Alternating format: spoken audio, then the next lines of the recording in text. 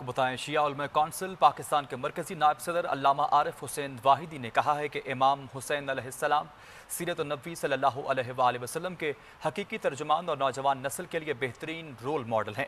फ़िरक़े वारियत के ख़ात्मे और इत्तेहाद उम्मत के लिए काम करना वक्त की सबसे बड़ी ज़रूरत है। वफाकी उर्दू कॉलेज इस्लामाबाद में इमाम हुसैन अलैहिस्सलाम और सीरत नबी सल्लल्लाहु अलैहि वसल्लम के तर्जुमान और नौजवान नस्ल के लिए रोल मॉडल के उन्वान से एक पुरवकार इल्मी और फ़िक्री सेमिनार इनकाद किया गया। तकरीब में vice chancellor professor doctor Zabita Khan Shinwari, professor university के ज़िम्मेदारान और तलबा व तालिबात की बड़ी तादाद ने शिरकत की।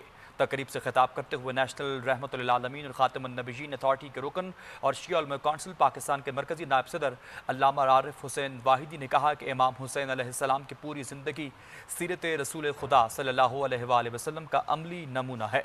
आप अलैहिस्सलाम ने अपने तमाम क़याम करबला के ज़रिए उम्मत को हक़, अदल, आज़ादी, इज़्ज़त, इंसानी हुकूक और दीन की हिफाजत का दर्स दिया। तकरीब से खिताब करते हुए प्रोफेसर डॉक्टर ताहिरुल इस्लाम अस्करी ने इमाम हुसैन अलैहिस्सलाम की सीरत और किरदार के मुख्तलिफ पहलुओं पर रोशनी भी डाली। Vice chancellor professor doctor Zabita Khan Shinwari ने कहा कि कौमों की तरक्की का राज इल्म में मुज़म्मिर है, जबकि जहालत पसमानदगी और ज़वाल का सबब बनती है।